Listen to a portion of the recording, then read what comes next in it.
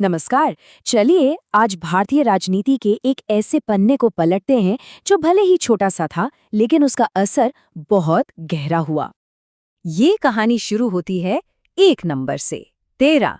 जी हाँ, सिर्फ 13 दिन। बस इतने ही दिन चली थी अटल बिहारी वाजपेयी जी की पहली सरकार। अब सवाल तो यही उठता है कि भाई सिर्फ 13 दिन की सरकार किसी देश की तकदीर कैसे बदल सकती है। मतलब सुनने में तो ये बिल्कुल नामुमकिन सा लगता है ना। तो इन 13 दिनों की पूरी कहानी को समझने के लिए हमें थोड़ा सा पीछे चलना होगा। साल था 1996 और देश में आम चुनाव हुए थे। और इन चुनावों ने देश को दिया एक ऐसा जनादेश जिसे कहते हैं खंडित जनादेश। तो देखिए, जब नतीजे आए तो हुआ ये कि किसी भी एक पार्टी को पूरा बहुमत नहीं मिला। हाँ, बीजेपी सबसे बड़ी पार्टी बनकर जरूर उभरी, लेकिन एक बात बिल्कुल साफ हो गई थी कि अब वो एक पार्टी राज वाला जमाना वो अब खत्म हो गया है। और यहीं से सही मायनों में भारत में गठबंधन सरकारों के दौर की शुरुआत हुई। अब सारी नजरें थी तत्कालीन राष्ट्रपति शंकर दयाल शर्मा जी पर। गेंद अब उनके पाले में थी। सोचिए, वो एक तरह से एक संवैधानिक चौराहे पर खड़े थे कि अब सरकार बनाने के लिए किसे न्योता दिया जाए। तो यहाँ पर राष्ट्रपति जी ने अपनी एक खास पावर का इस्तेमाल किया जिसे कहते हैं विवेकाधीन शक्ति। मतलब एक ऐसा अधिकार जो बहुत ही कम इस्तेमाल होता है। और उन्होंने परंपरा को निभाते हुए जो सबसे बड़ी पार्टी थी उसके नेता यानी अटल बिहारी वाजपेयी जी को सरकार बनाने का न्योता दे दिया। तो सरकार तो बन गई, लेकिन एक बहुत बड़ी लेकिन थी। ये सबको पता था कि संसद के फ्लोर पर बहुमत साबित करना होगा। इसीलिए पहले ही दिन से ये सरकार मैराथन नहीं बल्कि 100 मीटर की स्प्रिंट दौड़ रही थी। और इसकी रफ्तार वाकई देखने लायक थी। एक छोटा लेकिन बहुत ही असरदार मंत्रिमंडल बनाया गया।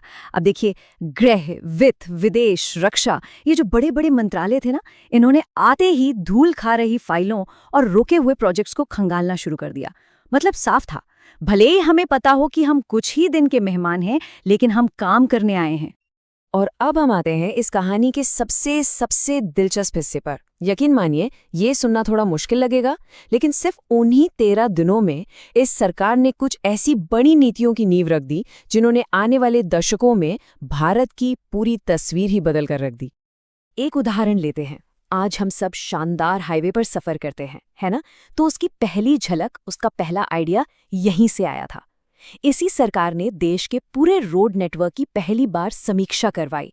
और उसी समीक्षा से वो आइडिया निकला जो आगे चलकर भारत की मशहूर स्वर्णिम चतुर्भुज परियोजना बना। अच्छा, एक और उदाहरण आईटी क्रांति का। आज भारत को दुनिया का सॉफ्टवेयर हब कहा जाता है, तो उस बड़े सपने की पहली चिंगारी भी इन्हीं 13 दिनों में जली थी।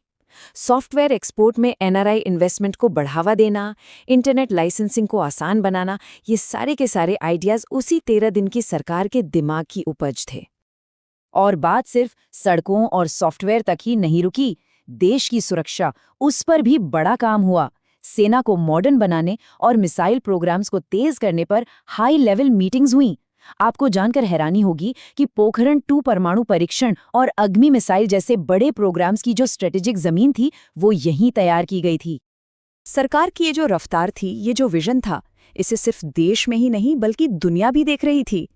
तभी तो उस वक्त जो भारत में अमेरिकी दूत थे, उन्होंने अपनी सरकार को भेजी रिपोर्ट में साफ साफ लिखा था कि वाजपेयी के नेतृत्व में भारत एक नए स्ट्रेटेजिक एरा यानी एक नए रणनीतिक युग में कदम रख रहा है।